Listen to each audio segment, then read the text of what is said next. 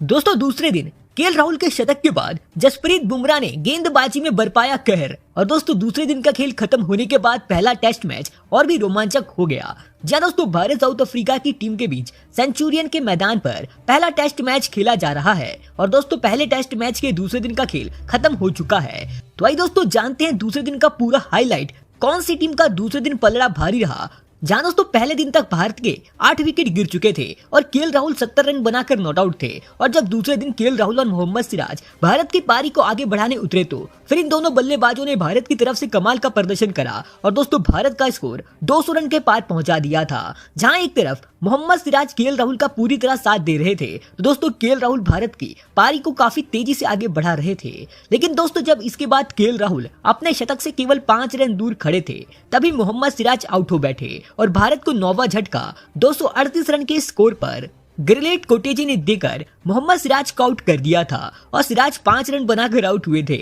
जहां इसके बाद केएल राहुल का साथ देने प्रसिद्ध कृष्णा उतरे तो दोस्तों इसके बाद केएल राहुल ने कमाल का प्रदर्शन करते हुए एक छक्का लगाकर इस मैच में अपना शतक पूरा करा था। जहां दोस्तों शतक पूरा करने के बाद केएल राहुल आक्रामक बैटिंग कर रहे थे, लेकिन आक्रामक बैटिंग करने के चक्कर में केएल राहुल नांद्रे बर्गर की गेंद पर क्लीन बोल्ड हो बैठे और दोस्तों राहुल 101 रनों की शानदार पारी खेलकर आउट हुए थे। और दोस्तों भारत की टीम ने अपनी पहली इनिंग में 245 रन बनाकर ऑल आउट हो गई। जहां दोस्तों भारत की तरफ से केएल राहुल ने पहली इनिंग में शतक जड़ा तो दोस्तों इनके अलावा विराट कोहली ने 38 रन बनाए थे तो श्रेयस अय्यर ने 31 रनों की पारी खेली। जहां अफ्रीका की तरफ से कगिसो रबाडा को 5 विकेट हाथ लगी थी, नादिर बर्गर ने 3 विकेट चटकाए और मार्को यंसन और कोटेजे को 1 विकेट हाथ लगी थी। और जब इसके बाद साउथ अफ्रीका की टीम अपनी पहली पारी की शुरुआत करने उतरी तो फिर दोस्तों उनकी शुरुआत इस मुकाबले में बेहद ही खराब रही थी, क्योंकि दोस्तों 11 रन के स्कोर पर ही मोहम्मद सिराज ने अफ्रीका को पहला बड़ा झटका देते हुए एडन माकरम को आउट कर दिया था और माकरम केवल 5 रन बनाकर आउट हुए थे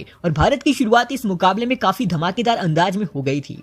लेकिन दोस्तों एक तरफ इस मुकाबले में डीन एल्गर काफी तगड़ी बैटिंग कर रहे थे और भारत के गेंदबाजों को पूरी तरह परेशान करके रख दिया था, क्योंकि दोस्तों वो इस मुकाबले में एक के बाद एक काफी तेजी से रन बना रहे थे और एक के बाद एक बेहतरीन चौके जड़े जा रहे थे। और इसके बाद उन्होंने टॉनी डी जॉर्जी के साथ मिलकर अफ्रीका का स्कोर भी 100 रन के पार पहुंचा दिया था और दोस्तों भारत के हाथ से ये मुकाबला फिसलता जा रहा था। लेकिन इसी बीच 104 रन के स्कोर पर अफ्रीका को दूसरा झटका जसप्रीत बुमराह ने देकर टॉनी डी जॉर्जी को आउट कर दिया और दोस्तों जॉर्जी 28 रन बनाकर आउट हुए थे। जहां उनके आउट होने के बाद अफ्रीका को एक और बड़ा झटका लगा और दोस्तों ये झटका 113 रन के स्कोर पर जसप्रीत बुमराह ने ही देकर कीगन पीटरसन को क्लीन बोल्ड मार दिया और वो केवल 2 रन बनाकर आउट हुए। लेकिन दोस्तों इसके बाद डीन एल्गर का साथ देने डेविड उतरे और दोस्तों डेविड ने उनका इस मुकाबले में बखूबी साथ निभाया और इसके बाद डीन एल्गर ने और भी खतरनाक बैटिंग करते हुए इस मुकाबले में अपना शतक पूरा कर डाला था। जहां दोस्तों डीन एल्गर का ये आखिरी सीरीज होने वाली है और दोस्तों इसके बाद ये रिटायरमेंट ले लेंगे और अपने रिटायरमेंट सीरीज में ही इन्होंने कमाल का प्रदर्शन करते हुए भारत के खिलाफ एक शानदार शतक जड़ दिया, जिससे इस मुकाबले में भारत के ऊपर काफी बुरा असर पड़ा। और दोस्तों इसके बाद डीन एल्गर और डेविड ने कमाल का प्रदर्शन करते हुए साउथ अफ्रीका का स्कोर 200 रन के पार पहुंचा दिया था। जहां एक तरफ जसप्रीत बुमराह इस मुकाबले में काफी कसी हुई गेंदबाजी कर रहे थे तो दोस्तों दूसरी तरफ इस मुकाबले में शार्दुल ठाकुर और प्रसिद्ध कृष्णा काफी महंगे साबित हो रहे थे।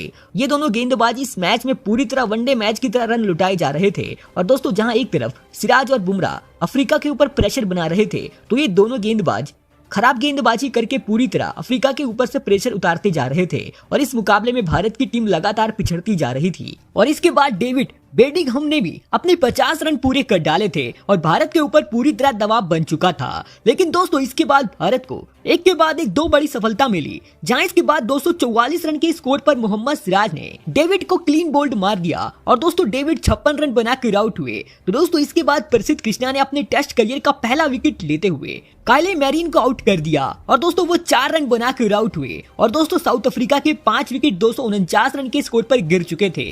लेकिन दोस्तों इसके बाद जब साउथ अफ्रीका ने 256 रन बना लिए थे 5 विकेट के नुकसान पर और 66 ओवर का खेल हुआ था, तब वहां पर खराब रोशनी की वजह से इस दूसरे दिन के खेल को वहीं रोक दिया गया। जहां साउथ अफ्रीका की तरफ से डीन एल्गर 140 रन बनाकर नॉट आउट खड़े हैं तो मार्को यंसन ने भी 3 रन बनाए हैं और वो भी नॉट आउट हैं। तो भारत की तरफ से जसप्रीत बुमराह और मोहम्मद सिराज को 2-2 विकेट हाथ लगी है तो प्रसिद्ध कृष्णा ने भी 1 विकेट चटकाया है। जहां दोस्तों इस समय साउथ अफ्रीका के पास अब 11 रनों की बढ़त हो चुकी है। लेकिन दोस्तों कल भारतीय टीम कमाल की गेंदबाजी करके साउथ अफ्रीका को जल्दी ही पवेलियन का रास्ता दिखा सकती है। ऐसे में दोस्तों इस टेस्ट में अभी तक साउथ अफ्रीका की टीम थोड़ी सी आगे चल रही है।